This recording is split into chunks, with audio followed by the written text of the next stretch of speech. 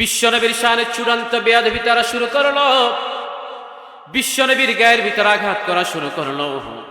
বিশ্বনবীর সাহাবায়ে কেরামের উপর জুলুম নির্যাতনের মাত্রা শুরু করলো। বিশ্বনবীর গায়ের ভিতরে পাথর নিক্ষিপ্ত করা শুরু করলো। পাগল গণক জাদুকর লেসকাটারি বংশ বলে গালিগালাজ করা শুরু করলো। নবীকে হতাশ করে তারা দিচ্ছে, মুহাম্মদ তোমার পুত্র সন্তান তো দুনিয়ার জমিন থেকে একে একে চলে যায়। তুমি যখন দুনিয়ার জমিন থেকে বিদায় নেবা, তোমার নাম নেয়ার মতো দুনিয়ার জমিনে আর কেউ থাকবে না। এই কথা বলে বিশ্বনবীকে কষ্ট দিতে তারা শুরু করলো। আল্লাহ তাআলা এই সূরাটি নাযিল করে দেওয়ার মধ্য দিয়ে বিশ্বনবীকে সান্ত্বনা দিলেন। আর যারা বিশ্বনবীকে কষ্ট দিল, ওই লোকদের সম্পর্কে সান্ত্বনা দিয়ে বিশ্বনবীকে ধৈর্য ধারণ করার জন্য এবং কিছু কর্মসূচি দিয়ে আল্লাহ তাআলা এই সূরাটি নাযিল করলেন। বলে সুবহানাল্লাহ। আল্লাহ নবীর উপর জুলুম নির্যাতনের স্টিম রোলার তারা চালিয়েছিল। সবচাইতে যে পরিবারটা বিশ্বনবীর শানে বেয়াদবি করলো, সেটা হলো আবু লাহাবের পরিবার। বিশ্বনবী যখন সাফা পাহাড়ের পাদদেশে ঘোষণা করলেন, ইয়া আইয়ুহান নাস, হে মানব মণ্ডলী, কুলু লা ইলাহা ইল্লাল্লাহু তুফলিহুন, তোমরা সবাই পড়ো লা ইলাহা ইল্লাল্লাহ, তাহলে তোমরা সবাই সফলকাম হয়ে যাবে। সুবহানাল্লাহ বলেন। আল্লাহ নবী সাফা পাহাড়ের পাদদেশে ঘোষণা করলেন, ও মক্কাবাসী শোনো, আজকে থেকে আমি আর মুহাম্মদ ইবনে আব্দুল্লাহ নই, আজকে থেকে আমি হলাম মুহাম্মদুর রাসূলুল্লাহ সাল্লাল্লাহু। তাদের সবাইকে উদ্দেশ্য করে বললেন, আমি যদি বলি এই পাহাড়ের পিছনে তোমাদের জন্য শত্রু পেতে বসে আছে, তোমরা কি বিশ্বাস করবা? উপস্থিত সবাই বলো, বিশ্বনবী মুহাম্মদ তুমি তো আল আমিন, তোমার কথা অবশ্যই বিশ্বাস করব, কারণ তুমি তো কখনো মিথ্যে কথা বলো। উপস্থিত বিশ্বনবী ঘোষণা করলেন, তাহলে তোমরা সবাই আমার হাতে হাত রেখে কালেমা পড়ে মুসলমান হয়ে যাও, তাহলে আখিরাতে তোমাদেরকে জান্নাত লাভের ব্যাপারে আমি সুপারিশ করব, সহযোগিতা করব। তোমরা যদি আমার হাতে হাত রেখে কালেমা পড়ে মুসলমান হয়ে যাও, তাহলে আল্লাহর নিয়ামতপূর্ণ জান্নাতটা তোমাদের জন্য অপেক্ষমান। আর যদি তোমরা মুসলমান না হও, তাহলে জাহান্নামের শাস্তি তোমাদের জন্য অপেক্ষমান। উপস্থিত অনেকে বিশ্বনবীর হাতে হাত রেখে কালেমা পড়ে মুসলমান হয়ে যায়, কিন্তু বিশ্বনবীর 12 জন চাচার একজন ছিল আবু লাহাব। সেই বেটা হাতের ভিতরে মুষ্টিবদ্ধ পাথরে নিয়ে রাসূলের গায়ের ভিতরে নিক্ষিপ্ত করে বলল, তাব্বাল্লাকা আলিহাযা জামাতানা। জোরে বলি নাউযু বিল্লাহ। আবু লাহাব তুমি ধ্বংস হও। আবু লাহাব বলল, মুহাম্মদ তুমি ধ্বংস হও, এই সামান্য কথা বলার জন্য তুমি আমাদের কষ্ট দিলে নাকি? এই কথা বলে বিশ্বনবীর গায়ের ভিতরে পাথর নিক্ষেপ করলো। আল্লাহর গায়ে সহ্য হয় না, কারণ আল্লাহ তো আল্লাহ তাআলা সূরাতুল হিজরের ভিতরে ঘোষণা করলেন, ফাসদা বিমা তুমার ওয়া আরিদ আনিল মুশরিকিন। ও নবী, আপনাকে যে নির্দেশনা দিয়ে দুনিয়ার জমিনে পাঠানো হলো, আপনি সেই নির্দেশনা জমিনে মানুষদের কাছে প্রচার এবং প্রসার করে দেন। এই কোরআনের বাণী প্রচার করতে গিয়ে কেউ যদি আপনাকে অপমান করে, ইন্না কাফাইনাকাল মুস্তাহজিইন, কেউ যদি আপনাকে ইনসাল্ট করে, কেউ আপনাকে যদি কষ্ট দেয়, কেউ যদি আপনাকে অপমান করে, তাহলে আপনার পক্ষ থেকে প্রতিশোধ নেওয়ার জন্য আমি আল্লাহ তাআলাই আপনার পক্ষে যথেষ্ট। সুবহানাল্লাহ। বিশ্বনবীর গায়ের ভিতরে পাথর নিক্ষিপ্ত করলো। বিশ্বনবীকে তাব্বাল্লাকা ইয়া মুহাম্মদ আলিহাযা জামাতানা, ও মুহাম্মদ তুমি ধ্বংস হও বলে বিশ্বনবীর জন্য গজব প্রার্থনা করলো। আল্লাহর গায়ে সহ্য হয় না, আল্লাহ তাআলা সূরাতুল লাহাব নাজিল করে দিয়ে গজব দিয়ে দিলেন আবু লাহাবের জন্য। আল্লাহ তাআলা ঘোষণা করলেন, তাব্বাত ইয়াদা আবি লাহাবি ওয়া তাব, তাব্বাত ইয়াদা আবি লাহাবি ওয়া তাব।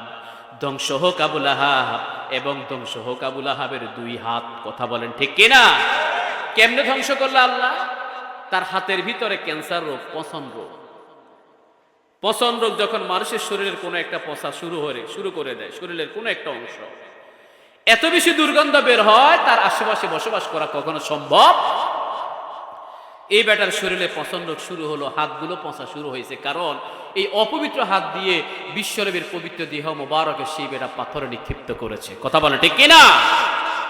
পচন রোগ যখন শুরু হলো, হাত দিয়ে খাদ্যগুলো খেতে পারে না, চিৎকার চেঁচামেচি, এইদিকে ঘরের ভিতরে দুর্গন্ধ। তার সন্তান এবং স্ত্রী মিলে বস্তা দিয়ে বেঁধে কিছু লোককে ধরাইয়া টাকা পয়সা দিয়া ওই যে মরুভূমির ভিতরে রেখে আসলো, কারণ এই দুর্গন্ধওয়ালা ঘরে দুর্গন্ধওয়ালা কোনো লোক থাকতে পারবে না। দুর্গন্ধ যখন শুরু হলো, ঘরের লোকেরা পর্যন্ত তাকে মরুভূমিতে রেখে আসলো। এখন মরুভূমিতে রেখে আসার সময় কিছু খাদ্যদ্রব্য দিয়ে রেখে আসলো, সেগুলো শেষ হয়ে গেছে। ক্ষুধার যন্ত্রণায় ছটফট করে, চিৎকার চেঁচামেচি করে।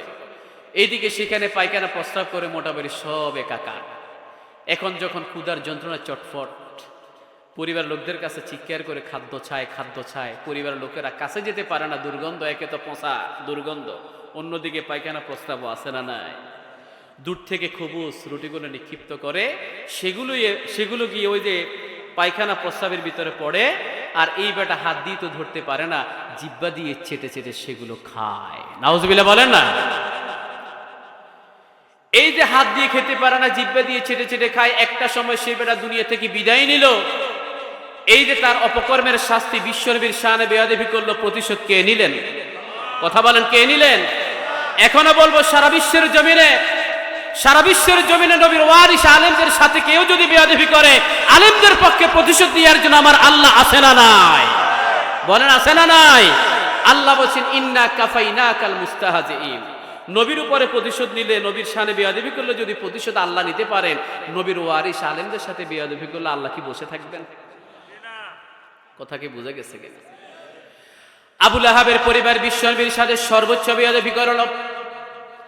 আবু লাহাবের স্ত্রীর কথা একটু শুনে নেন। আবু লাহাবের স্ত্রীর নাম ছিল উম্মে জামিল। এই মহিলা সব সময় রাগান্বিত চেহারা নিয়ে থাকতো, বিশ্বনবীর সাহাবায়ে কেরামের উপরে জুলুম নির্যাতন করত, বিশ্বনবীর শানে চূড়ান্ত বেয়াদবি করত, চলাচলের পথে কাঁটা বিছিয়ে রাখত, বিশ্বনবীর ঘরের সামনে ময়লাগুলো জমা করে রাখত। একবার বিশ্বনবী দরবারে বসে আছেন, পাশে ছিলেন সাইয়্যিদানা আবু বকর সিদ্দিক রাদিয়াল্লাহু তাআলা আনহু। দূর থেকে দেখা যায় আবু লাহাবের স্ত্রী উম্মে জামিলের হাতে একটা লাঠি, চেহারা রাগান্বিত চেহারা নিয়ে সেই মহিলা একদম হন্তদন্ত হয়ে মুহাম্মদের দরবারের দিকে আগমন করে। খেয়াল করলেন, বললেন, ইয়া রাসূলুল্লাহ, আপনি একটু সরে যান, মনে হয় এই মহিলা আপনাকে আঘাত করবে, হাতের ভিতরে লাঠি দেখা যায়, আপনি একটু সরে যান, মনে হয় মহিলা আপনার গায়ের ভিতরে আঘাত করবে। বিশ্বনবী মুস্কি মুস্কি হাসেন আর কোরআন থেকে তেলাওয়াত করে আবু বকরকে বললেন, ও আবু বকর, তোমার যদি বেশি টেনশন লাগে তুমি নিজেই সরে যাও, ওই মহিলাকে আমার কাছে আসতে দাও, ওই মহিলা আমার কাছে আসবে, কিন্তু তার দুই চোখে আমাকে দেখবে না। সুবহানাল্লাহ। রাসূলের কথা সত্য না মিথ্যা? আওয়াজ করে বলেন। বিশ্বনবী বললেন, ওই মহিলা আমাকে দেখবে না, তোমার টেনশন লাগলে তুমি নিজেই সরে যাও। কিন্তু আবু বকরের মন থেকে পেরেশানি যায় না, বললেন, ইয়া রাসূলুল্লাহ, মহিলা তো অলরেডি আপনাকে দেখেই ফেলেছে, আপনি একটু সরে যান। রাসূল বললেন, তোমার যদি টেনশন লাগে তুমি নিজেই সরে যাও, মহিলাকে আমার কাছে আসতে দাও, ওই মহিলা আমাকে দেখবে না, তুমি নিজেই সরে যাও, তোমার বেশি টেনশন লাগলে। আবু বকর সেখান থেকে সরে না, মনের ভিতরে পেরেশান, ওই মহিলা তো রাসূলকে অলরেডি দেখেই ফেলেছে। একদম সামনাসামনি এসে মহিলা আমার রাসূলকে কিচ্ছু বলে না। আবু বকর উদ্দেশ্যে ঘোষণা করলো, ওই আবু বকর, তোর বন্ধু মুহাম্মদ কই, তাকে বের কর, তার খবর আছে। সুবহানাল্লাহ বলেন। আবু বকর এতক্ষণ পরে মনে টেনশন যায়, তিনি মনে মনে ভাববেন, আসলেই তো আমার রাসূল সত্য বলেছেন, এই মহিলা তো আসলে আমার রাসূলকে এখনো দেখে নাই। এবার আবু বকর সাহস করে বললেন, ওই মহিলা, শোন, তোর যদি ক্ষমতা থাকে তুই নিজেই আমার রাসূলকে বের কর, আমার রাসূল এখানেই আছে। সুবহানাল্লাহ বলেন। আপনারা সবাই বলেন, এই মহিলা কিয়ামত পর্যন্ত যদি চেষ্টা করি আমার রাসূলকে খুঁজে পাবে? কেন পাবে না? কারণ আছে না নাই? আল্লাহ তাআলা সূরা বনী ইসরাঈলের ৪৫ নম্বর আয়াতের ভিতরে সেই মেসেজটা জানাই দিলেন। আল্লাহ বলেন, ওয়া ইযা ক্বরাআতাল কুরআনা জাআলনা বাইনাকা ওয়া বাইনাল্লাযীনা লা ইউমিনুনা বিল আখিরাতি হিজাবাম মাসতুরা। ও নবী, আপনি যখন কোরআন থেকে তেলাওয়াত করা শুরু করবেন, আপনি এবং আপনার শত্রু যারা আখিরাতকে অবিশ্বাস করে, দুইজনের মাঝখানে আমি আল্লাহ তাআলা একটা গোপন পর্দা, হিজাবাম মাসতুরা, একটা গোপন পর্দা ঝুলিয়ে দেই। সুবহানাল্লাহ। রাসূল কোরআন থেকে তেলাওয়াত করেন, আল্লাহ তাআলা সেভ করেছেন। সুবহানাল্লাহ বলেন না। আল্লাহ বলছেন, ওয়া রাফা'না লাকা যিকরা। আল্লাহ তাআলার শান, মান, মর্যাদা এত উপরে একদম আরশে আজিম পর্যন্ত। এত আসতে বললেন। আল্লাহ সান্ত্বনা দিচ্ছেন রাসূলকে। সেই সান্ত্বনা স্বরূপ এই সূরাটা, সূরাতুল ইনশিরাহ, আল্লাহ তাআলা নাজিল করলেন। শুধু আবু লাহাবের স্ত্রীর কথা বললাম, এরকম আরো অসংখ্য ঘটনা আছে না নাই? চরম বিরোধিতা, সরাসরি অ্যাকশন, রাসূলের গায়ের ভিতরে আক্রমণ, সাহাবায়ে কেরামকে দুনিয়া থেকে বিদায় করে দেয়া, বিভিন্ন অপবাদ দেয়া, বিভিন্ন কুৎসা রটনা করা, গালিগালাজ করা, অপমান করা, ইনসাল্ট করা কোনো কাজ তারা বাকি রাখেনি, সব করেছে। আল্লাহ তাআলা সান্ত্বনা দিয়ে সূরাটি নাজিল করলেন। আল্লাহ বললেন, আলাম নাশরাহ লাকা সদরা, ও নবী আমি কি আপনার বক্ষ বিদীর্ণ করে দেই নাই? আমি কি আপনার বক্ষ উন্মুক্ত করে দেই নাই? এই যে আয়াতটা, প্রথম আয়াতে একটা নিয়ামত আল্লাহ তাআলা বিশ্বনবীর বক্ষ বিদীর্ণ করে দিয়েছেন। সুবহানাল্লাহ বলেন না? এই আয়াতটার দুইটা অর্থ। একটা হলো সিনাসাক, যেটার মাধ্যমে বিশ্বনবীর কলবটাকে আল্লাহ তাআলা পরিষ্কার করে দিয়েছেন। একদম ভিতর থেকে কলিজাটাকে বের করে জমজম কূপের পানি দ্বারা ধৌত করে স্বর্ণের পাত্রের ভিতরে রেখে সেটাকে ধৌত করে আবার যথাস্থানে লাগিয়ে দিয়ে বিশ্বনবীর শরীরকে 3 বার সিনাসাক করেছেন। জোরে বলি সুবহানাল্লাহ। কয়বার? একটা অর্থ হলো সিনাসাক করা, 3 বার করেছেন। আর আরেকটা অর্থ হলো বিশ্বনবীর অন্তরকে ইসলামের জন্য প্রসারিত করে দেয়া। সম্মানিত ভাইরা, দ্বিতীয় যেটা অর্থ প্রসারিত করে দেয়া, সেটা হলো আজকে আমাদের সামনে আজকের মাহফিলের সম্মানিত প্রধান মেহমান কথা বলেছেন। তিনি আওলাদে রাসূল সাল্লাল্লাহু আলাইহি ওয়াসাল্লাম। বিদায় হজের ভাষণে রসুল বললেন, ফালিয়ুবাল্লিগু শাহিদা আলাল গায়ব, তোমরা যারা উপস্থিত আছো তারা অনুপস্থিত যারা আছে তাদের কাছে আমার এই বাণীগুলো পৌঁছে দাও, কোরআনের বাণীগুলো পৌঁছে দাও। সেই দিন সাহাবায়ে কেরাম যেদিকে মুখ করা ছিলেন সেই দিকে দৌড়ানো শুরু করলেন। চট্টগ্রাম হয়ে, ইসলামাবাদ হয়ে আমাদের দেশে ইসলামটা ঢুকলো, আর সেটার মাধ্যমে আওলাদের রাসূলগুলো আমাদের মাঝে, আমাদের বাংলাদেশেও এসেছেন। আলহামদুলিল্লাহ বলেন। উনারা যখন আসলেন তার আগে যারা ছিলেন, কিংবা আপনার পূর্বপুরুষ দাদার বাবার বাবা যারা ছিলেন তারা হয়তো মুসলমান ছিলেন না, হয়তো গাছের সামনে, মাছের সামনে, কিছু একটা অস্বাভাবিক জিনিসের সামনে তারা হয়তো মাথা নোয়াতেন, শিরকের ভিতরে লিপ্ত ছিলেন, মূর্তি পূজার ভিতরে লিপ্ত ছিলেন। এই ব্যক্তিদের খেদমতের মাধ্যমে, এই মহান ব্যক্তিদের খেদমতের মাধ্যমে আজকে ইসলাম নামক একটি সম্পদ আমরা পেয়েছি বলেই আমরা বাই বর্ন বাই বার্থ, জন্মসূত্রে আজকে আমরা মুসলমান। কথা বলেন ঠিক কিনা? নাহলে আমরা আজকে হয়তো কোনো গাছের সামনে, মাছের সামনে মাথা নোয়াতাম। আল্লাহ তাআলা ঘোষণা করলেন, আলাম নাশরাহ লাকা সদরাক, ও নবী আমি কি আপনার বক্ষ বিদীর্ণ করে দেই নাই? এটার আরেকটা অর্থ হলো, আমি কি আপনার অন্তরকে ইসলামের জন্য প্রসারিত করে দেই নাই? আমরা যারা এই মুহূর্তে বসে আছি, আল্লাহ তাআলা কখন আমাদের কবুল করলেন, কখন আমাদের পূর্বপুরুষদের কবুল করলেন, যে কারা কখন কিভাবে তারা ইসলামটা গ্রহণ করার কারণে আজকে আমরা মুসলমান হিসেবে ঘোষণা করছি। কারণ বিশ্বনবী ঘোষণা করলেন, মান ক্বালা লা ইলাহা ইল্লাল্লাহু তুফলিহুন, যে ব্যক্তি পড়বে লা ইলাহা ইল্লাল্লাহ তিনি হচ্ছেন সফল কাম। মান ক্বালা লা ইলাহা ইল্লাল্লাহু ফাদাখালাল জান্নাহ, মান ক্বালা লা ইলাহা ইল্লাল্লাহু সিদকাম মিন কলবিহি দাখালাল জান্নাহ, যে ব্যক্তি পড়লেন লা ইলাহা ইল্লাল্লাহ সেই ব্যক্তি জান্নাতের ভিতরে প্রবেশ করবে। সুবহানাল্লাহ বলেন। আমাদের পূর্বপুরুষ যারা ইসলাম ধর্ম গ্রহণ করলেন তাদের সম্পর্কে আল্লাহ তাআলা কোরআনের ভিতরে ঘোষণা করলেন, ইন্নাকা লা তাহদি মান আহবাবতা ওয়ালাকিন্নাল্লাহা ইয়াহদি মান ইয়াশা ওয়া হুয়া আ'লামু বিল মুহতাদিন। বিশ্বনবীর প্রিয় চাচা আবু তালেব ইন্তেকালের পূর্ব মুহূর্তে হাজির হলেন।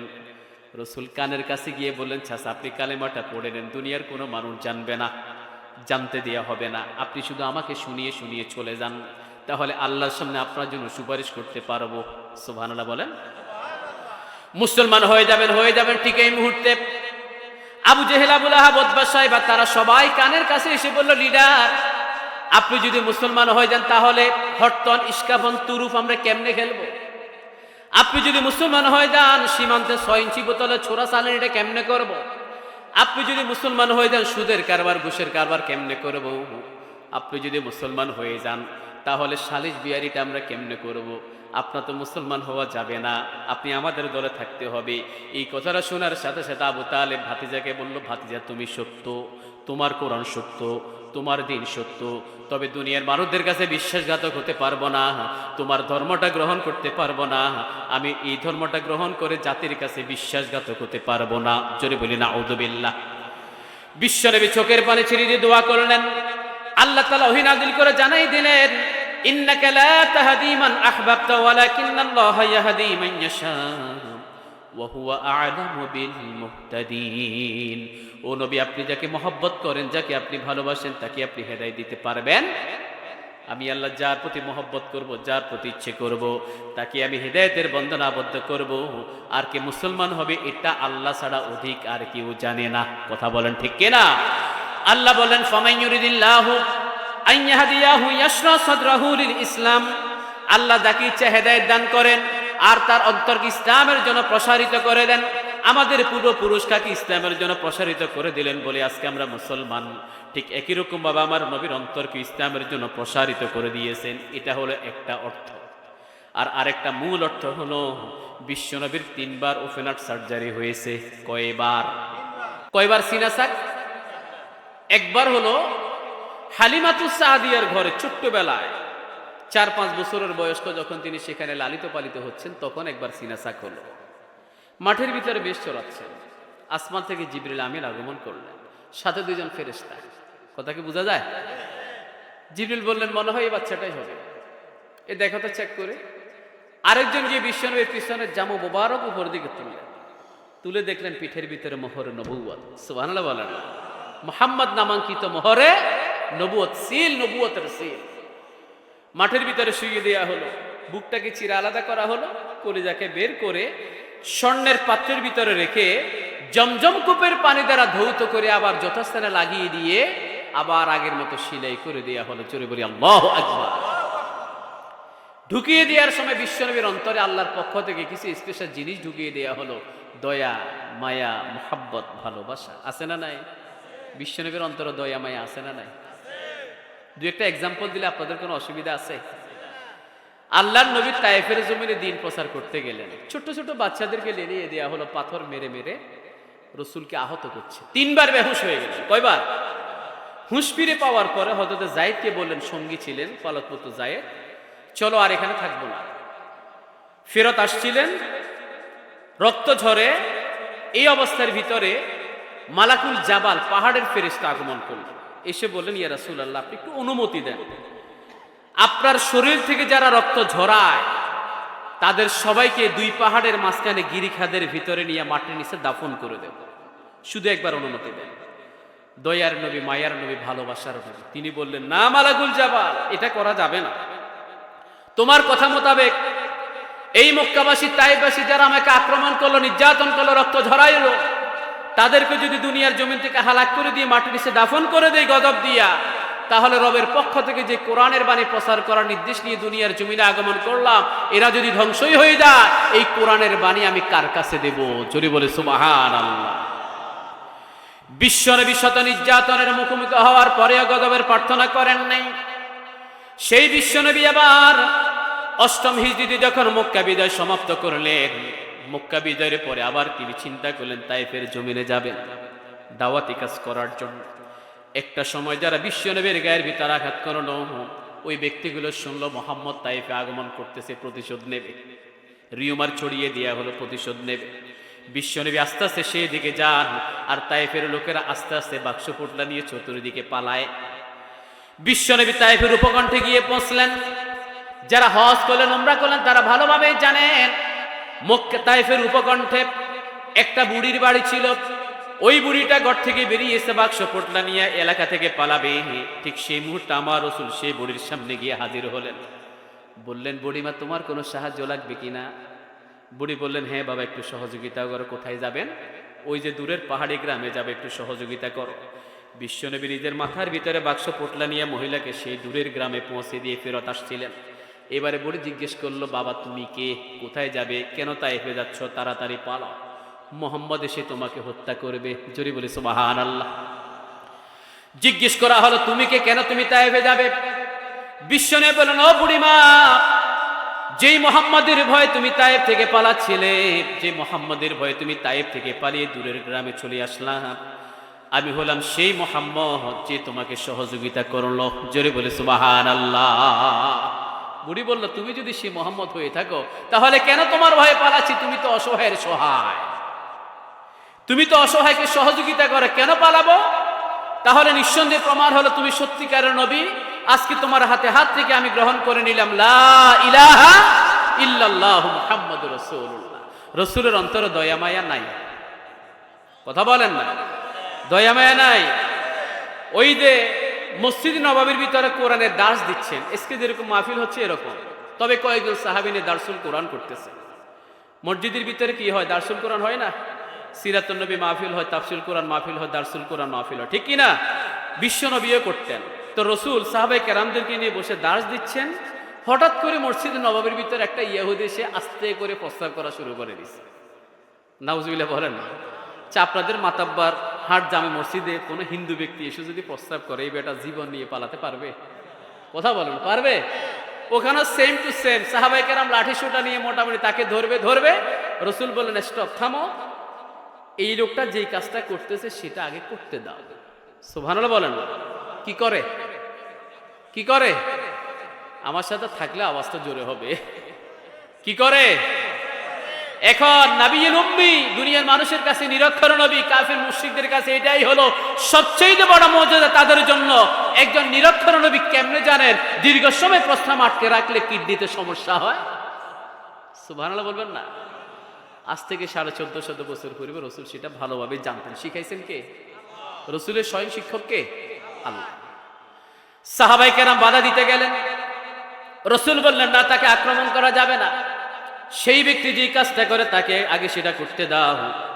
ওই ব্যক্তি যখন প্রস্তাব করা শেষ করলো, বিশ্বনবী কওলান লাইয়িনাত, একদম নরম সুরে, নরম তবিয়তে, ভদ্র ভাষায় ব্যক্তিকে কাছে রাখলেন, একটু এদিকে আসো, তুমি তো জানো এটা আমাদের পবিত্র জায়গা, এখানে আমরা নামাজ পড়ি, কেন তুমি আমাদের এখানে প্রস্তাব করে অপবিত্র করলে? এটা কি তোমার ঠিক হয়েছে?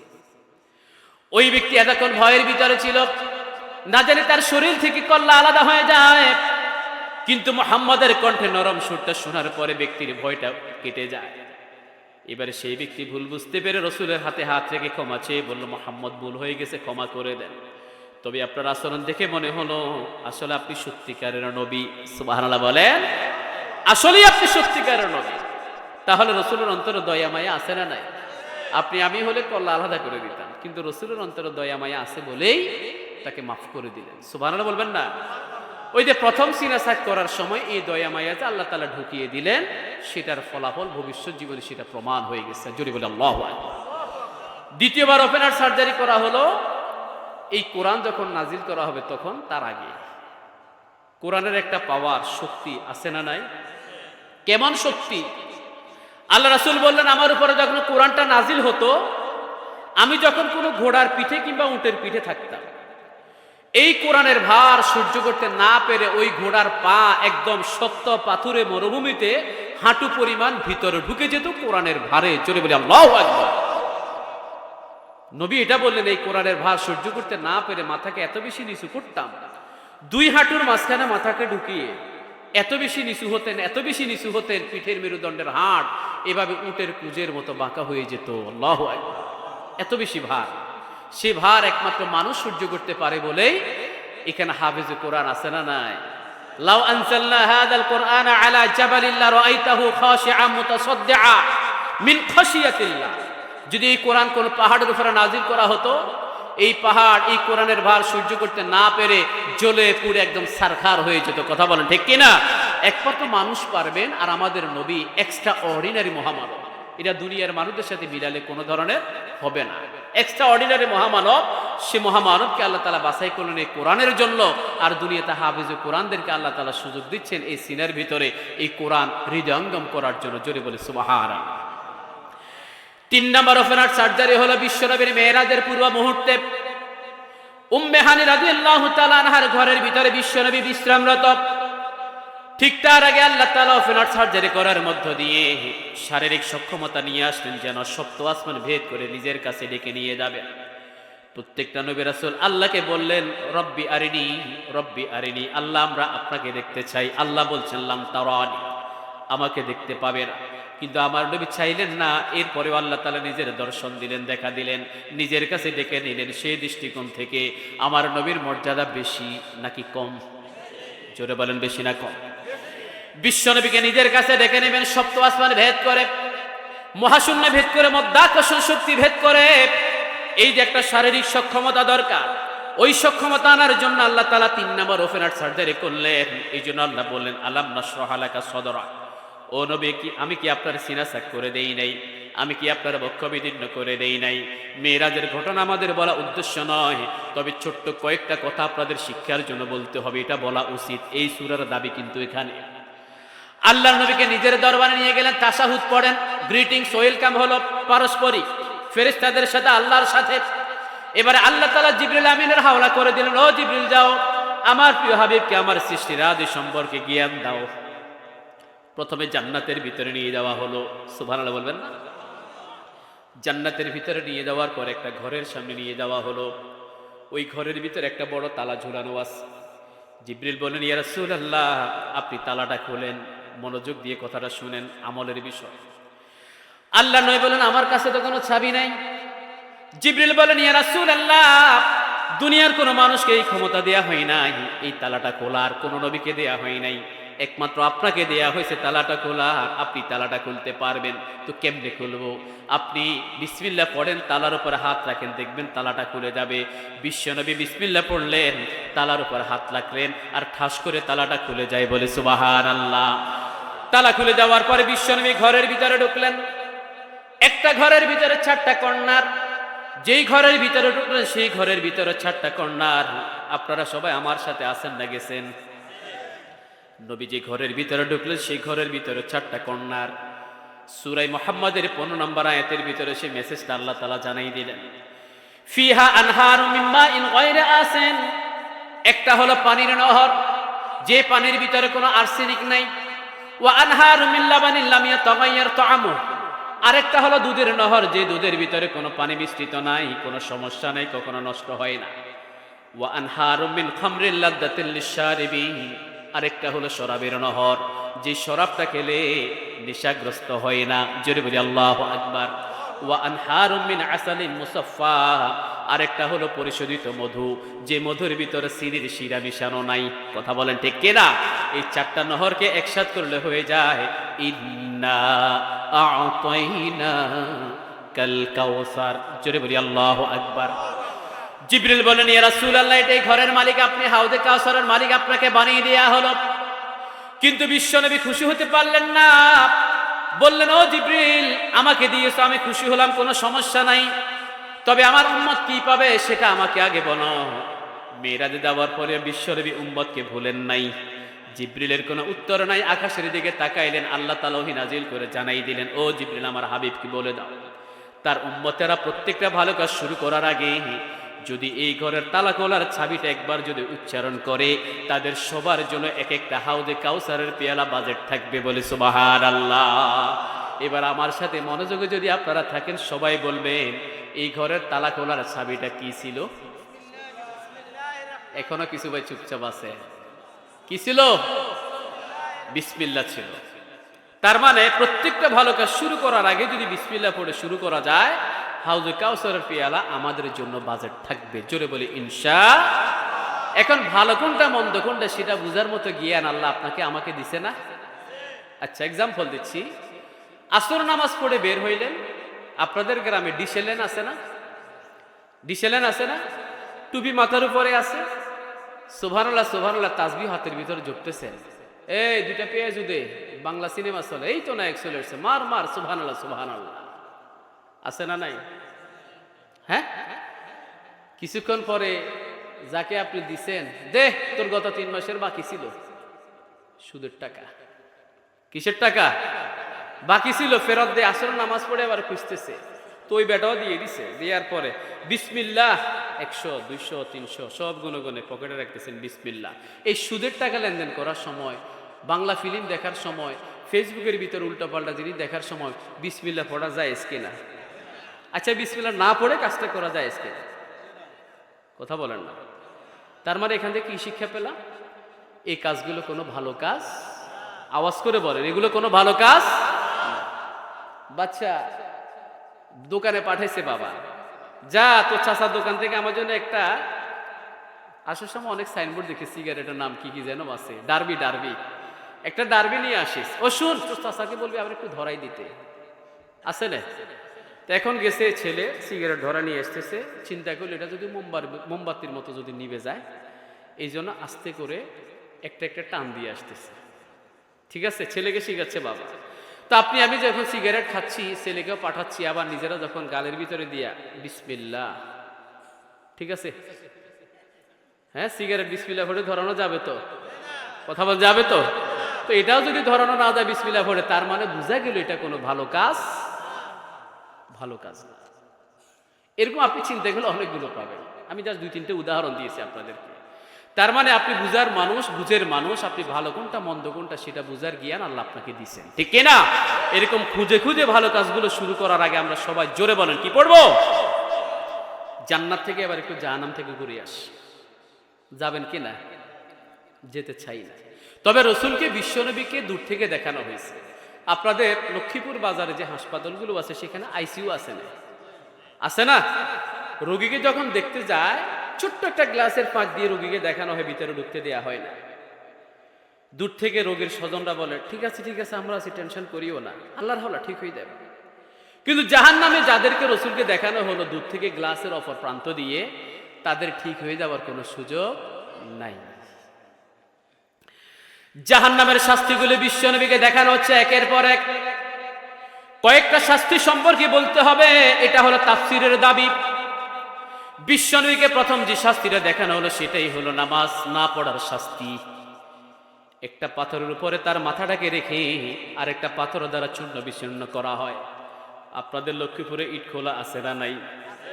একটা সময় ইটগুলো ভাঙার জন্য মেশিন ছিল না, হাতের ভিতর রিক্সার টায়ার যেগুলো আছে সেগুলো কেটে কেটে রাবার আটকাতো, আর হাতুড়ি দিয়ে পাথরের উপরে রেখে ইটগুলোকে ভাঙতো, ঠিক কিনা?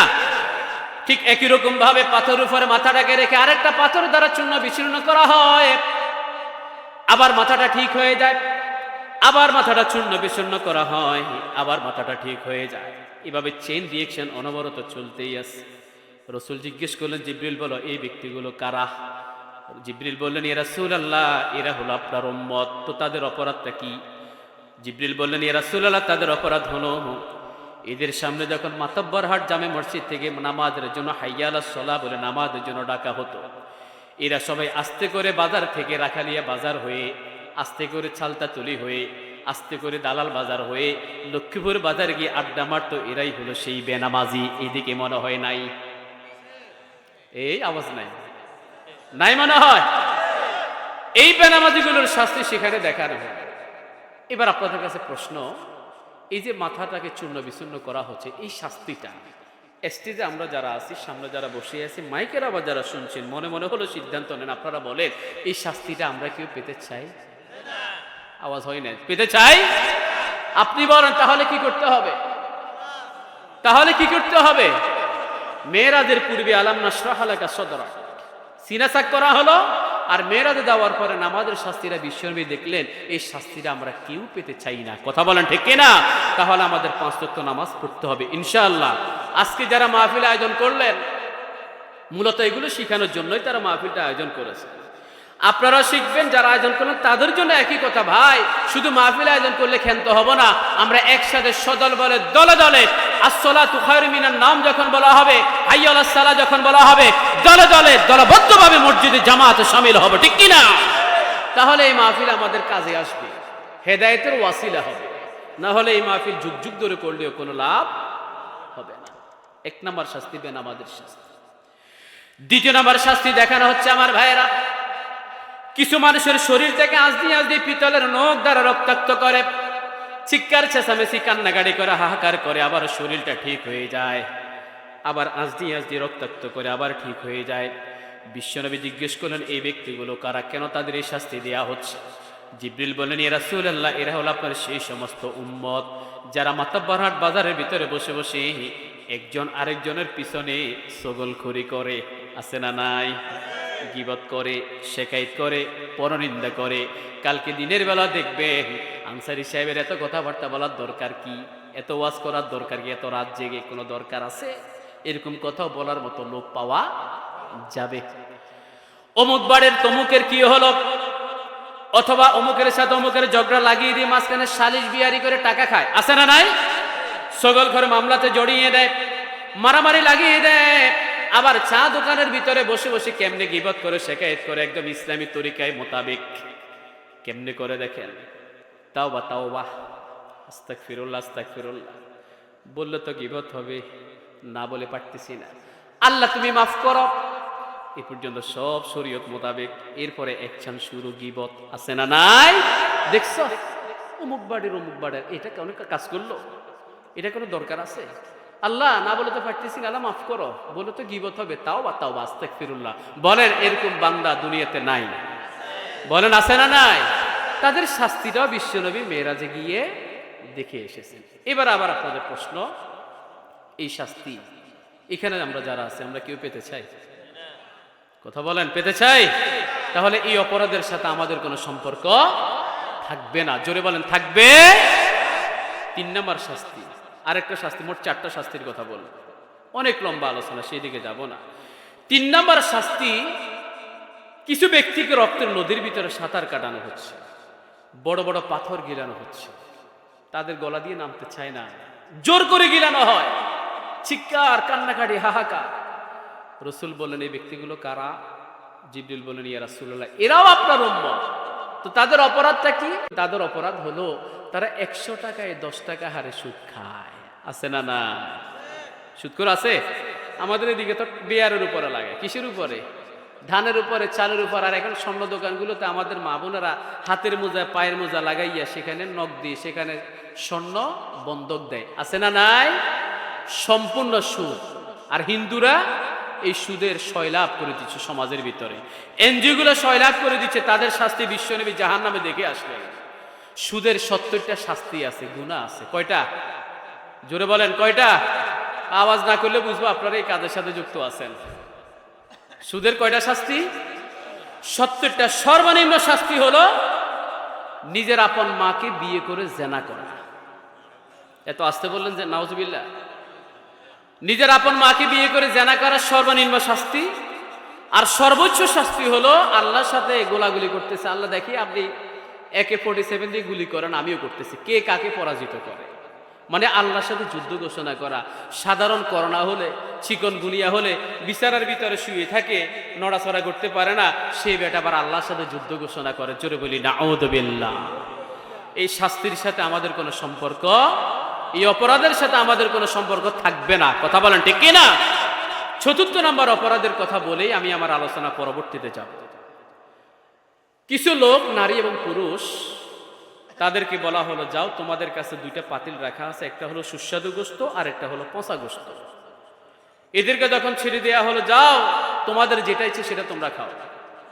এই লোকগুলো, নারী পুরুষগুলো ভালো গোশতের কাছাকাছি যায়, কিন্তু সেখানে মুখ না দিয়া আস্তে করে মুখটাকে ফিরিয়ে পচা গোশতের ভিতরে মুখ দেয়। নাউজুবিল্লাহ বলেন না। খাইতে চায় না, জোর করে তাদেরকে খাওয়ানো হয়। বিশ্বনে বলেন ও জিবরিল, এরা কেমন বেকুফ, তাদের সামনে তো ভালোটাই আছে, কেন তারা ভালোটা খায় না? এরা কারা? জিবরিল বলেন ইয়া রাসূলুল্লাহ, এরা হলো আপনার সেই সমস্ত উম্মত যারা দুনিয়ার জমিনে নিজের ঘরের স্বামীকে বিদেশে রেখে পরকীয়াতে ব্যস্ত ছিল। এরকম নারী আছে না নাই? নারী পুরুষে পরকীয়া, নরনারী আছে না নাই?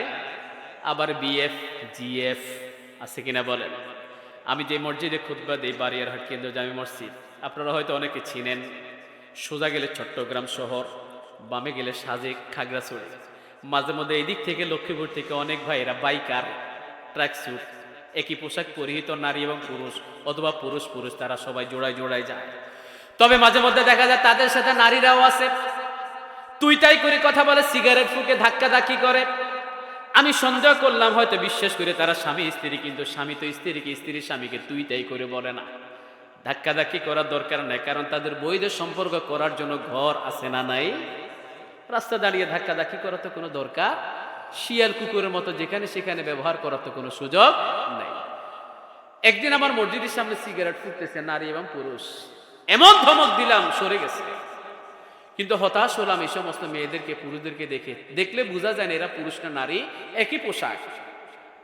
কার মায়ের সন্তান, কার মায়ের কন্যা, কার বাবার কন্যা কার সাথে চলে গেছে, কক্সবাজার কার সাথে কে চলে গেছে, পতেঙ্গা কার সাথে কে চলে গেছে, সাজেক কার সাথে কে চলে গেছে, কারো খবর কেউ রাখে? রাখবে শুধু আল্লামা মামুনুল হকের, ঠিক না? সেখানে গিয়ে কাবিরনামা তালাশ করবে। কতগুলো দুষ্ট প্রকৃতির লোক আছে, কথা বলেন ঠিক কিনা? আর এদেরকে কেউ ভয়ও জিজ্ঞেস করবে না। সম্মানিত ভাইরা, দেখেন কার সাথে কে চলে গেল, কার সংসার ভাঙলো, কার পরকিয়া হলো, এই বিষয়গুলো আমাদের কারো জানা নাই, কিন্তু শাস্তিরা জাহান্নামে আছে। সম্মানিত ভাইরা, এই সমস্ত ব্যক্তি অ্যাভেলেবেল সয়লাভ হয়ে গেছে। আজকে আমাদের মাতাব্বর আর যুব সমাজের উদ্যোগে মাহফিলে যুবকদেরকে বলবো, মোবাইলের ভিতর থেকে এই জিনিসগুলো যদি থাকে সব ডিলিট করে দেবেন। কথা বলেন ঠিক কিনা? এই সমস্ত অবৈধ সম্পর্কের সাথে এই যুব সমাজের কোনো সম্পর্ক। আমাদের প্রবাসী ভাইদেরকে আল্লাহ হেফাজত করেন, বন্ধুদেরকে হেফাজত করেন। এই ফাঁকে ছোট্ট একটা কথা বলি, হাদিস আপনাদের ঘরের মা বোন যারা আছে তাদেরকে বলবেন, এই মেরাজ থেকে ফিরে আসার পর রসুল বললেন, ও নারী সমাজ, তোমাদের জন্য হুঁশিয়ার উচ্চারণ করছি, তোমাদেরকে জাহান্নামের ভিতরে বেশি দেখলাম। উম্মু সালামা রাদিয়াল্লাহু তাআলা আনহা আম্মাজান জিজ্ঞেস করলেন, ইয়া রাসূলুল্লাহ, তাদের অপরাধটা কি? তাদের অপরাধ হলো দুইটা। এক নম্বর অপরাধ, তারা কথায় কথায় কসম খায়, আর আরেকটা হলো তারা স্বামীর অনুগত থাকে না। তো তাদের বাঁচার উপায় কি? তাদের বাঁচার উপায় হলো চারটা। এই দুটো অপরাধ ছেড়ে দেওয়ার পাশাপাশি বাঁচার উপায় চারটা। আল মারআতু ইযা সাল্লাত খামসাহা, নারীরা 5 ওয়াক্ত নামাজ পড়বে। কি পড়বে? ওয়াসামাত শাহরাহা, মাহে রমজানের রোজা পালন করবে। ওয়া আতাআত বালাহা, স্বামীর অনুগত থাকবে। ওয়া আহসানাত আই ওয়া হাফিজাত ফারজাহা, তারা তাদের লজ্জাস্থানকে হেফাজত করবে। আল্লাহর 8টা জান্নাতের দরজা তাদের জন্য খোলা। সুবহানাল্লাহ বলেন। খেয়াল করেন আমার ভাইয়েরা, আল্লাহ বলেন, আলাম নাশরাহ লাকা সাদরাক, ও নবী, আমি কি আপনার বক্ষ বিদীর্ণ করে দেই নাই? এটার দুটো অর্থ বর্ণনা করলাম, 1 ঘন্টার মতো শেষ হয়ে গেল। দ্বিতীয় নম্বর আয়াতের ভিতরে, 3 নম্বর আয়াতের ভিতরে 2 নম্বর নিয়ামত আল্লাহ তাআলা ঘোষণা করলেন, ওয়া ওয়াদা'না আনকা বিজরাকাল্লাযী আনকাযা যাহরাক, ও নবী, আমি কি আপনার বোঝাগুলো সরিয়ে দেই নাই, যে বোঝা আপনাকে অনেক বেশি কষ্ট দিয়েছে? কি সরিয়েছেন? বলেন না, কি সরিয়েছেন? বোঝা, বোঝা, চাপ। এখানে আয়াতটার অর্থ ব্যাখ্যা করতে গিয়ে বোঝাটা 2 ধরনের পাওয়া গেছে। একটা হলো বিশ্বনবী বললেন, একটা হলো বেজরুল জাম্বিন, পাপের বোঝা, আরেকটা হলো বেজরুল গাম্বিন, চিন্তার বোঝা। একটা হলো বেজরুল জাম্বিন, পাপের বোঝা, আরেকটা হলো বেজরুল গাম্বিন, আরেকটা হলো চিন্তার বোঝা। কয়টা বোঝা? একটা হলো পাপ, আরেকটা হলো, বলো না, একটা হলো পাপ, আরেকটা হলো চিন্তা।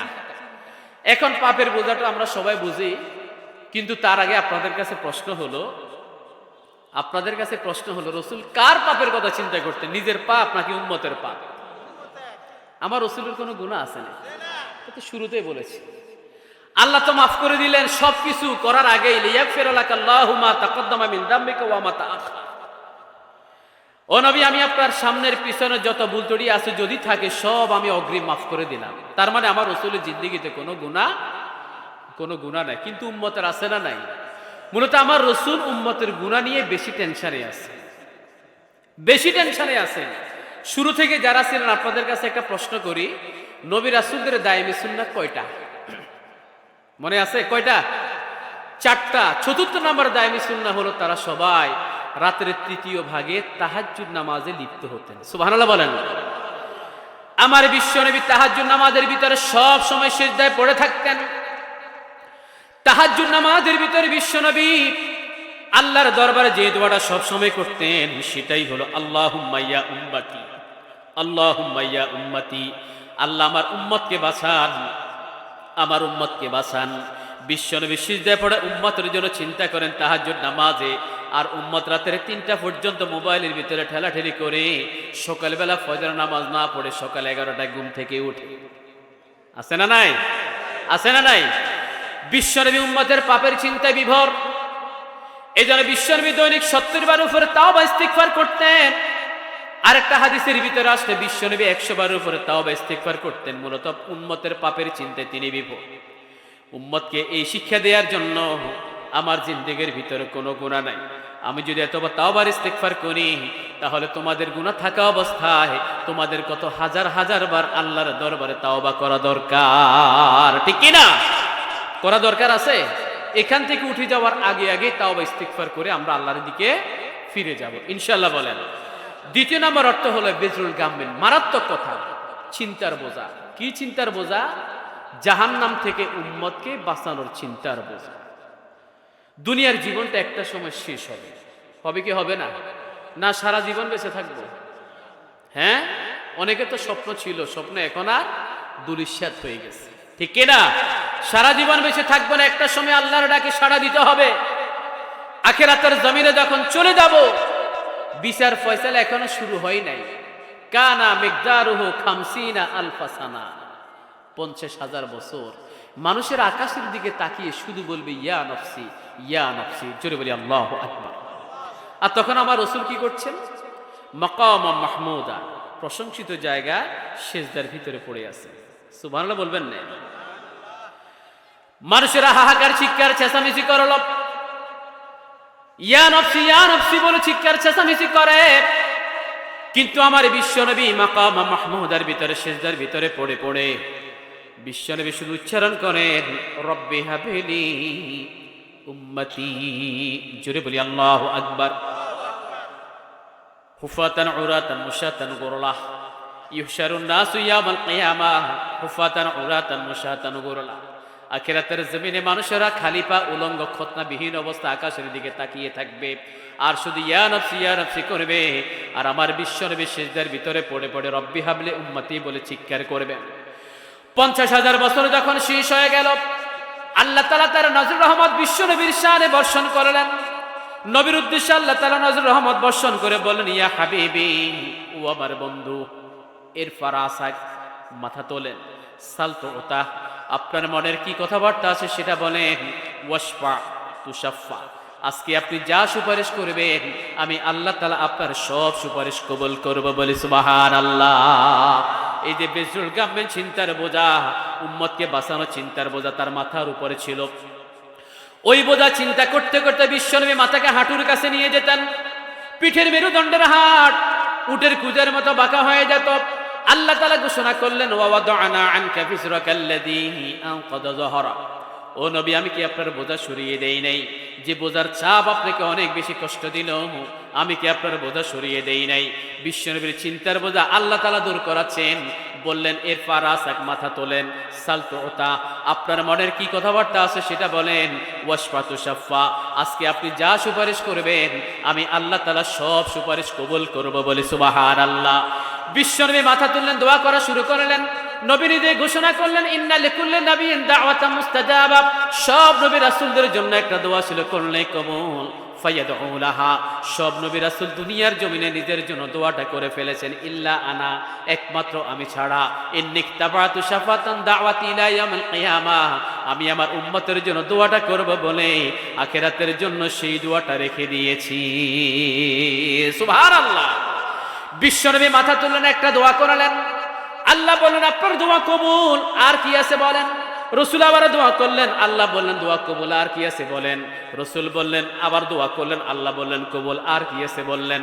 এভাবে একের পর এক দোয়া শুধু করতেই থাকেন, আল্লাহ শুধু কবুল করতেই থাকেন। একটা দোয়ার একটার ভিতরে সীমাবদ্ধ নাই। বিশ্বনবীর একটা দোয়া এখন হাজার হাজার লক্ষ লক্ষ দোয়ায় পরিণত হলো। যেই দোয়াটা আল্লাহ তাআলা কবুল করে বিশ্বনবীর চিন্তার বোঝা হালকা করেছেন, বলে সুবহানাল্লাহ। তাহলে উম্মতের জন্য বিশ্বনবী টেনশনে বিভোর, উম্মতের কোনো খবর আছে না। আমি যদি কোয়ারি করি, এখন এখানে যে গুটি কয়েকজন মানুষ আছেন, আজকে ফজর থেকে ঈশা পর্যন্ত 5 ওয়াক্ত নামাজ পড়েছেন, কিছু লোককে পাওয়া যাবে তারা 1 ওয়াক্ত নামাজও পড়ে নাই। ঠিক কিনা বলেন? এই মাহফিলগুলো তো এগুলো আমাদের শিখার জায়গা। আজকে থেকে কি সিদ্ধান্ত আমরা নিতে পারবো? কি সিদ্ধান্ত? আমরা হাত তুলে বলেন, 5 ওয়াক্ত নামাজ আমরা কখনো ছেড়ে দেব না। জোরে বলে ইনশাআল্লাহ। তাকবীর দেন, নারায়ে তাকবীর, নারায়ে তাকবীর। আলহামদুলিল্লাহ। চোখে ঘুম আছে, 11টা ওভার হয়ে গেছে, কষ্ট হচ্ছে আপনাদের। এরপরে 4 নম্বর আয়াত হলো ওয়া রাফা'না লাকা যিকরা। এই আয়াত থেকে আমরা শেষ করে দেব, বাকিগুলো ব্যাখ্যা আমরা করব না। আমি আপনার শান, মান, মর্যাদা, ইজ্জত একদম শুধু দুনিয়াতে না, একদম জান্নাত পর্যন্ত নিয়ে গেছি। সুবহানাল্লাহ। একজনও বললেন না। কোথায় নিয়ে গেছেন? আমার রাসূলকে প্রশ্ন করা হলো, মাতা ওয়াজাবাত লাকান নবুওয়া, নবী আপনার নবুয়তটা কখন থেকে সিদ্ধান্ত হলো, কখন থেকে আপনি নবী? রাসূল বললেন, কানা আদামু বাইনাল জাসাদ ওয়ার রূহ, আমার নবী যখন ওই যে দেহ তৈরি করার পরে, আদমকে যখন দেহ তৈরি করার পরে রূহ ফুৎকার করে দেয়া হলো, সেই সময়ের আগে থেকেই আমি আল্লাহর সিদ্ধান্তে আমি আখির জামানার নবী। জোরে বলি সুবহানাল্লাহ। বলেন না সুবহানাল্লাহ। মানে একদম আদম সৃষ্টির আগে থেকে আমার রাসূল শেষ নবী হিসেবে আল্লাহর কাছে স্বীকৃত, নবুয়তের বিষয়টা স্বীকৃত। আদমের শরীরে দেহ যখন রুহু ফুৎকার করে দেয়া হলো, রুহু ফুৎকার করে দেওয়ার পরে আদমের চোখটা ফুটলো, শরীরটা মোচড় দিয়ে উঠল। চোখ যখন গেল আরশে আজিমের ভিতরে, দেখলেন সেখানে লা ইলাহা ইল্লাল্লাহু মুহাম্মাদুর রাসূলুল্লাহ লেখা। আল্লাহকে জিজ্ঞেস করলেন, আল্লাহ, এই যে আপনার নামের পরে যে ব্যক্তিটা আছে সেই ব্যক্তিটা কে? আল্লাহ বললেন, এটা হচ্ছে সিস্টেমেটিক্যালি তোমার সন্তান, তবে তিনি শেষ জামানার নবী মুহাম্মাদুর রাসূলুল্লাহ সাল্লাল্লাহু আলাইহি ওয়াসাল্লাম। আমার নবীর মর্যাদা আছে না নাই? আপনাদের এই মসজিদে আজান দেয়া হয় না? আশহাদু আল্লা ইলাহা ইল্লাল্লাহ, এরপরে কি বলা হয়? আশহাদু আন্না মুহাম্মাদার রাসূলুল্লাহ। মানে আল্লাহর নামের উচ্চারণের পরে কার নাম উচ্চারিত হয়? কার নাম? আমার রসুলের নাম। সেখানে আমার রসুলের মর্যাদা আছে না নাই? বলেন, আছে না নাই? জান্নাতের ভিতরে সবাইকে ঢোকার জন্য অনুমতি দেওয়া হলো, তবে সবার আগে অনুমতি পাবেন আমার নবী সাল্লাল্লাহু আলাইহি ওয়াসাল্লাম। জান্নাতের দরজা, জান্নাতের ফেরেশতারা দাঁড়িয়ে আছেন। রসুল সাহাবায়ে কেরামদেরকে, উম্মতদেরকে নিয়ে সবার আগে ঢুকতে দরজা বরাবর গেলেন। ফেরেশতারা জিজ্ঞেস করলেন, আরিফ নাফসাকুম, পরিচয় দেন, আপনারা কারা? রসুল বলেন, আমি হলাম আখির জামানার পয়গম্বর মুহাম্মদুর রাসূলুল্লাহ সাল্লাল্লাহু আলাইহি ওয়াসাল্লাম। আমি সবার আগে ঢুকবো, আমি হলাম আখির জামানার নবী। আহলান সাহলান মারহাবান বিকুম ইয়া রাসূলুল্লাহ। সাদর সম্ভাষণ জানানো হলো, আমরা জানি আপনি সবার আগে ঢুকবেন, আল্লাহ তাআলা সে হুকুমটাই দিয়েছেন, তবে আপনার এত মর্যাদা সম্মান সেটা একটু জেনে নিয়ে আমাদের চোখে প্রশান্তি করার জন্য শুধু জিজ্ঞেস করেছি। জোরে বলে সুবহানাল্লাহ। জান্নাতের ভিতরে বিশ্বনবী ঢুকলেন, উম্মতে মুহাম্মাদিয়া ঢুকলেন। এবার এখানে গুটি কয়েকজন যে মানুষগুলো আছেন, আপনারা সবাই বলেন, আমরা কি জান্নাতের ভিতরে ঢুকতে চাই কি চাই না? জোরে বলেন, চাই কি চাই না? জান্নাতের ভিতরে ঢুকার পরে জান্নাতের মানুষগুলোকে দুই দলে ভাগ করা হবে। এক দলের ভিতরে থাকবে উলামায়ে কেরাম, আর আরেক দলের ভিতরে থাকবে সাধারণ মুসল্লি যারা আছে তারা। আল্লাহ তাআলা আরশ কুরসি নিয়ে হাজির হবেন, তবে তার আগে ফেরেশতারা এসে জিজ্ঞেস করবেন, ও আল্লাহর জান্নাতি মানুষগুলো, তোমাদের আর কোনো কিছু আল্লাহর দরবারে চাওয়া পাওয়ার আছে কিনা? সাধারণ মানুষগুলো বলবে, আল্লাহর কাছে জান্নাত চেয়েছি, জান্নাত পেয়েছি, আর কি আমাদের চাওয়া পাওয়ার আছে? এটাই তো আমাদের চাওয়া পাওয়া। কিন্তু উলামায়ে কেরাম সেখানে বলবেন, আমরা আসল জিনিসটা এখনো পাই নাই। ফেরেশতারা জিজ্ঞেস করবেন, কোন জিনিসটা পাও নাই? উলামায়ে কেরাম সেখানে বলবেন, যে আল্লাহকে না দেখে বিশ্বাস করে আজকে জান্নাতের ভিতরে চলে আসলাম, সে আল্লাহকেই তো আমরা এখনো দেখি নাই। এখানে যারা আছেন কেউ কি আল্লাহকে দেখেছেন? তবে দেখার আগ্রহ আমাদের আছে না নাই? সবাই মিলে এবারে একসাথে বলা শুরু করবে, হ্যাঁ আমরা আল্লাহকে দেখতে চাই, আল্লাহকে দেখতে চাই। আল্লাহ তাআলা সপ্তাহের জুমার দিনে আরশ কুরসি নিয়ে হাজির হবেন। আল্লাহর সাথে আরশ কুরসির পাশাপাশি আল্লাহ তাআলার ডান পাশে বিশ্বনবী সাল্লাল্লাহু আলাইহি ওয়াসাল্লাম বসে থাকবেন। সুবহানাল্লাহ বলেন। একটু দূরে হযরত দাউদ থেকে শুরু করে অন্যান্য নবীগুলো বসে থাকবেন। জিবরিল আমিনকে ডাকা হবে, জিবরিল তুমি একটু গজল গাও। হযরত দাউদকে বলা হবে, আপনি সূরাতুল মুলক তেলাওয়াত করেন। আর আমার নবীর মর্যাদা হলো, বিশ্বনবী সেই জান্নাতের ভিতরে সূরাতুল ইয়াসিন তেলাওয়াত করবেন, বলে সুবহানাল্লাহ। আর আমার আল্লাহ জান্নাতীদের জাতীয় সঙ্গীত সূরাতুর রাহমান জান্নাতের ভিতরে তেলাওয়াত শোনাবেন আমাদেরকে। আল্লাহ তাআলার সৌন্দর্য দেখানোর পাশাপাশি আল্লাহর কণ্ঠে সুললিত ভাষায় তেলাওয়াত আমরা শুনবো। যে তেলাওয়াতের সৌন্দর্য সুরের মূর্ছনা বর্ণনা করার মতো চামড়ার মুখ আমাদের কোনো ক্যাপাসিটি, তবে সে জান্নাতের ভিতরে যাওয়ার পরে আল্লাহর কণ্ঠে তেলাওয়াত শোনার আগ্রহ, রাসূলের কণ্ঠে সূরা ইয়াসিন তেলাওয়াত শোনার আগ্রহ, দাউদের কণ্ঠে সূরাতুল মুলক তেলাওয়াত শোনার আগ্রহ আমাদের সবার আছে না নাই? সবাই যখন তেলাওয়াত করা শেষ করবেন, এবারে আল্লাহ তাআলা স্বয়ং সূরাতুর রহমান তেলাওয়াত শোনাবেন। একটু শুনতে রাজি আছেন? আর রহমান, তাকবীর। আর রহমান, আর রহমান আল্লামাল কুরআন খলাকাল ইনসানা আল্লামাহুল বায়ান।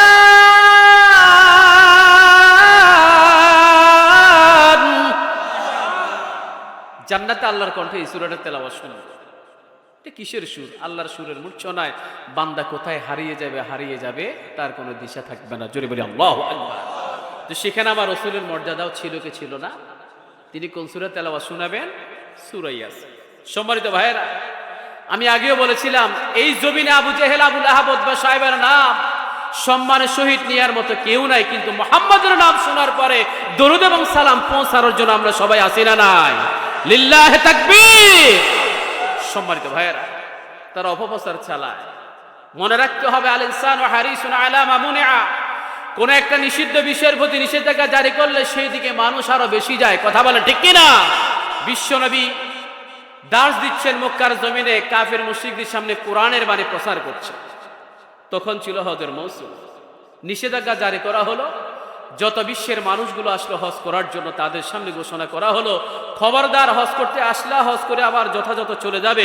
মোহাম্মদ নামে একটা পাগল ব্যক্তি মক্কার জমিনে আবির্ভূত হয়েছে, তার ধারে কাছে যেও না, গেলে তোমরা সবাই পাগল হয়ে যাবে। জোরে বলি না আউযু বিল্লাহ।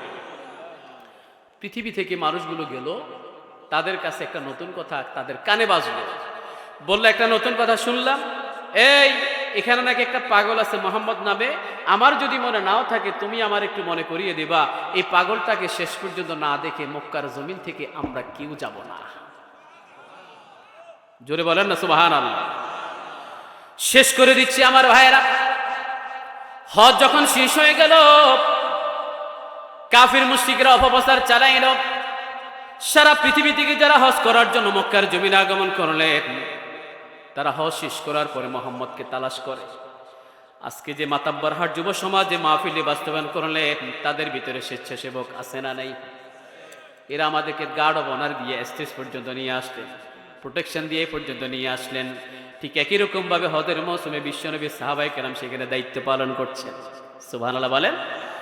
লোকেরা যখন বলল মোহাম্মদকে দেখবো, মোহাম্মদকে দেখবো, পাগলটাকে দেখতে চাই, এবারে বিশ্বনবীর সাহাবায়ে কেরাম বললেন, ও দুনিয়ার মানুষ শোনো, তোমরা সেই পাগলটাকে দেখতে চাও, মোহাম্মদকে দেখতে চাও, আসো আমাদের সাথে আসো। একজন একজন করে বিশ্বনবীর ঘরের ভিতরে ঢুকেন। এই দরজা দিয়ে তারা কাফির হয়ে ঢুকলো। ভিতরে এমন কোন জিনিসটা ঘটলো, আরেকটা দরজা দিয়ে তারা মুসলমান হয়ে বেরিয়ে যায়। সুবহানাল্লাহ। কি দেখলো? ভিতরে গিয়ে তারা দেখলো বিশ্বনবীর চেহারা মুবারক। নিজের সম্পর্কে বিশ্বনবী নিজে বললেন, আনা বালিহুন, আমি হলাম লাবণ্যময়, ওয়া আখি ইউসুফ সাবিহুন, আমার ভাই ইউসুফ হলেন সাদা সুন্দর। মা আয়েশা বললেন, ও দুনিয়ার মানুষগুলো শোনো, তোমরা তো নবী ইউসুফের সৌন্দর্য দেখে তোমাদের হাতের ভিতরে রেখে আপেল কাটতে কাটতে আঙ্গুল কেটে ফেলে দিয়েছিলাম। তোমরা যদি আমার নবীর সৌন্দর্য দেখতে, তাহলে হাতের ভিতরে রাখা আপেল কাটতে কাটতে শুধু আঙ্গুল নয়, তোমাদের কলিজাটাকেই কেটে ফেলে দিতা। আল্লাহু আকবার। দুনিয়ার জমিনে তোমাদের জন্য একটা চাঁদ আছে, একটা সূর্য আছে। তোমাদের দুনিয়ার চাঁদ এবং সূর্য আমার দরকার নাই। আমার ঘরের ভিতরে দিনের বেলা একটা সূর্য উদিত হয়। দিনের বেলা আমার নবী যখন ঘরের ভিতরে ঢুকেন, সূর্যের ভিটামিন ডি আমার জন্য হয়ে যায়। আবার রাতের বেলা অন্ধকার হুজরার ভিতরে আমার নবী যখন পূর্ণিমার চাঁদের ইচ্ছেতে আলোক উজ্জ্বল হয়, আমার ঘরের ভিতরে ঢোকেন। আমার ঘরের ভিতরে লাইট জ্বালাতে হয় না। এটাই হলো আয়েশার কথা। আবার বিশ্বনবীর কণ্ঠের সুললিত কণ্ঠে তেলাওয়াত শোনার পরে, বিশ্বনবীর কণ্ঠে কোরআনের দাস শোনার পরে, আবার বিশ্বনবীর মুখ লিখিত অমীয় বাণীগুলো শোনার পরে, চেহারা মোবারক দেখার পরে এই ব্যক্তিগুলোর এই বিশ্বাস চলে আসলো, এই ব্যক্তিরা কখনো পাগল হতে পারে না। নিঃসন্দেহে এই ব্যক্তিকে যারা পাগল বলবে, এরাই হলো দুনিয়ার জমিনের সবচেয়ে বড় পাগল। ঠিক কিনা? এরা বাইরে এসে ওদেরকে তালাশ করে, বেটা আমাদের কাছে তোরা ভুল তথ্য দিয়েছিলি, তো পাগল না। এর সাথে সুস্থ মস্তিষ্কের এবং মহামানব দ্বিতীয় আর কেউ হতে পারে না। বরং এই ব্যক্তিটাকে যারা পাগল বলবে, তারাই হলো দুনিয়ার জমিনে সবচেয়ে বড় পাগল। ঠিক কিনা? সম্মানিত ভাইরা, তাহলে আমার রাসূলের সম্মান তারা চেয়েছিল একদম কোণঠাসা করে দিতে, মক্কার জমিনে সীমাবদ্ধ রাখতে, কিন্তু না, আল্লাহ বলছেন, ওয়া রাফা'না লাকা যিকরাক, আমি আপনার নাম, শান, মান, মর্যাদা সর্বোচ্চ আসনে আসীন করে দিলাম। সুতরাং আমার বিশ্বনবীর মর্যাদা মক্কার জমিনে সীমাবদ্ধ থাকে না, বাংলাদেশের ভূখণ্ড পর্যন্ত চলে এসে পৃথিবীর শেষ সীমানা নয় শুধু, ওয়া মা আরসালনাকা ইল্লা রাহমাতাল লিল আলামিন, বিশ্বজাহানের রহমত স্বরূপ হিসেবে আল্লাহ তাআলা নবীকে দুনিয়াতে পাঠিয়েছেন। কথা বলে ঠিক কিনা? তাহলে রাসূলের মর্যাদা বেশি না কম? আমরা সেই নবীর উম্মত হিসেবে আমাদেরও মর্যাদা আছে না নাই? এই জন্য সুখে দুঃখে সবসময় আমরা সেই সান্ত্বনাটা গ্রহণ করব। ফা ইন্না মাআল উসরি ইউসরা, ইন্না মাআল উসরি ইউসরা। দুঃখের পরে সুখ, দুঃখের পরে সুখ। এখন সুখে আছেন, দুঃখের জন্য অপেক্ষা করেন। দুঃখে ছিলেন, সামনে সুখ আসবে, সেটার জন্য ধৈর্য ধারণ করেন। সম্মানিত ভাইরা, এরপরে নবীর জন্য যে কর্মসূচি, আমাদের জন্য একই কর্মসূচি। ফাইদা ফারাগতা ফানসাব, যখনই আপনি অবসর পাবেন আপনি পরিশ্রম করুন। কিসে? তাস খেলায়। হ্যাঁ, জুয়া খেলা, সুদের কারবারে, চোরা চালানিতে, মারামারিতে, নারী দর্শনে, ইবাদতে। জোরে বলেন কিসে? জোরে বলেন কিসে? ইবাদতে আপনি পরিশ্রম করুন। ওয়া ইলা রাব্বিকা ফারগা, আর স্রষ্টার দিকে মনোনিবেশ করুন। আল্লাহর দিকে মনোনিবেশ করার সবচেয়ে উত্তম মাধ্যম হলো তাহাজ্জুদ নামাজ, ঠিক কিনা? 5 ওয়াক্ত নামাজে মসজিদে গেছেন, কাজ আছে, দ্রুত বের হয়ে যাবেন, কিন্তু তাহাজ্জুদ নামাজ দুনিয়ার কোনো মানুষকে দেখানোর জন্য না। এখন তো কিছু তাহাজ্জুদ গুজার আছে, ওই যে লোক দেখানো, রাত্রে 3টার সময় উজু করছে, পুকুর ঘাটে গিয়ে আশা খেয়ে পড়ে, হাতে ব্যান্ডেজ, তো দিনের বেলা বিকেলবেলা চা খাইতে গেছে আর শুধু উহ উহ করে। পাশ থেকে জিজ্ঞেস করে, মুরব্বী কেন উহ উহ করেন, হাতে কি হয়েছে? আর বলিও না, তুমি তো জানো না আমি এখন থেকে তাহাজ্জুদ নামাজ পড়া শুরু করছি। কালকে রাত্রে 3টার সময় পুকুর ঘাটে উজু করতে গেছি, আষাঢ় খেয়ে পড়ে হাতটা ভেঙে গেছে, এখন ব্যথা করতেছে। উদ্দেশ্যটা হলো উহ উহের মাধ্যমে কি জানানো? তাহাজ্জুদ নামাজ পড়ে সেটা জানানো। এরকম কিছু লোক থাকলেও, তবে ম্যাক্সিমাম রাতের শেষ রজনীতে যারা উঠে দাঁড়ান, তারা শুধুমাত্র একমাত্র লিল্লাহিয়াতের জন্য দাঁড়ায়, ঠিক কিনা?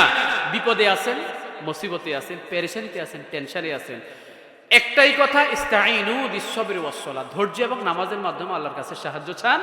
যেই সময়তে আপনি দাঁড়াবেন সেই সময়তে ইন্নাল্লাহা ইয়ানজিলু ফিহা লিগুরুবিশ শামসি ইলা সামাইদ দুনিয়া, আল্লাহ তাআলা তখন দুনিয়ার আসমানে নেমে এসে আমাদেরকে ডাকেন, আলা মিন মুস্তাগফিরিন ফাআগফিরনা, কি আছো ক্ষমা চাইবা আমি ক্ষমা করে দেব। আলা মিন মুস্তারজিকিন ফাআরজুকা, কি আছো রিজিক চাইবা আমি তাকে রিজিক দেব। আলা মিন মুবতালান ফাহুয়া ফিহা আলা কাদা আলা কাদা, বিপদে মুসিবতে আছো, আমার কাছে উদ্ধারের জন্য দোয়া করো, আমি তোমাকে বিপদ থেকে উদ্ধার করবো। সুবহানাল্লাহ বলবেন না? নবী রাসূলের দায়মে সুন্নাত তাহাজ্জুদ নামাজ ওনাদের জন্য ফরজের মতো, আর আমাদের জন্য ফরজ না নফল? নফল। বলেন তাহাজ্জুদ নামাজ আমাদের জন্য কি? নফল। নফল তো পরের ব্যাপার, আগে ফরজটা আমাদেরকে আগে আদায় করতে হবে, এরপরে গ্রেস মার্ক, এক্সট্রা মার্ক পাওয়ার জন্য আমাদেরকে নফল নামাজ পড়তে হবে। জীবনে কোনো একটা সময় যদি কোনো ফরজ গ্যাপও যায়, ওই নফল নামাজের ওসিলায় আল্লাহ তাআলা ফরজের ঘাটতি ফিল আপ করে দেবেন। সুবহানাল্লাহ বলেন।